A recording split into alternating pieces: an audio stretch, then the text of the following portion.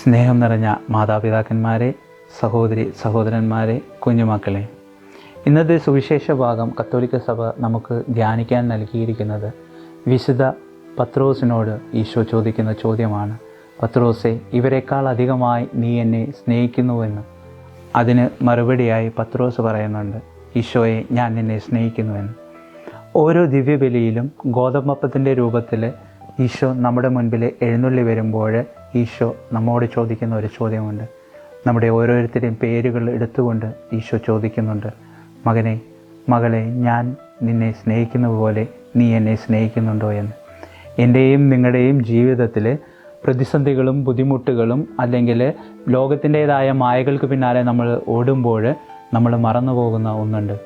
എനിക്ക് വേണ്ടി സ്വയം ബലിയായി തീർന്ന, എനിക്ക് വേണ്ടി സ്വയം സ്നേഹത്തെ പ്രതി എല്ലാം ത്യജിച്ച എൻ്റെ ഈശോ.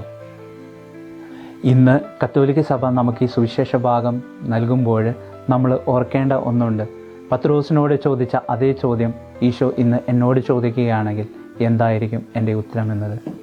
ലോകത്തിൻ്റെ മായകൾക്ക് പിന്നാലെ, പണത്തിന് പിന്നാലെയും ജോലിയുടെ തിരക്കുകളുമായി നമ്മൾ വ്യാപൃതരാകുമ്പോൾ ഈശോ ഇന്ന് എൻ്റെയും നിങ്ങളുടെയും അടുത്ത് വന്ന് നീ എന്നെ സ്നേഹിക്കുന്നുണ്ടോ എന്ന് ചോദിക്കുമ്പോൾ നമുക്ക് എന്തുത്തരമാണ് കൊടുക്കുവാൻ സാധിക്കുക?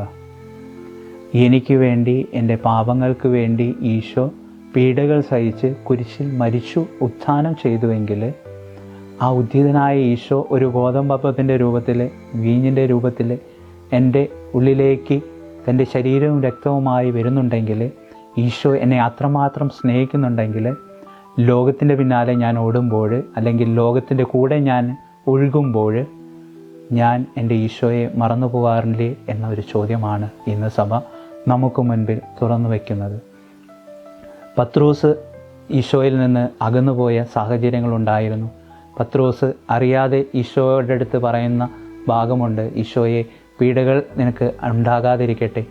മറ്റുള്ളവർ ഈശോയെ പിടിച്ചു കൊണ്ടുപോയപ്പോൾ പത്രോസ് ഈശോയെ തള്ളിപ്പറയുന്നുണ്ട്.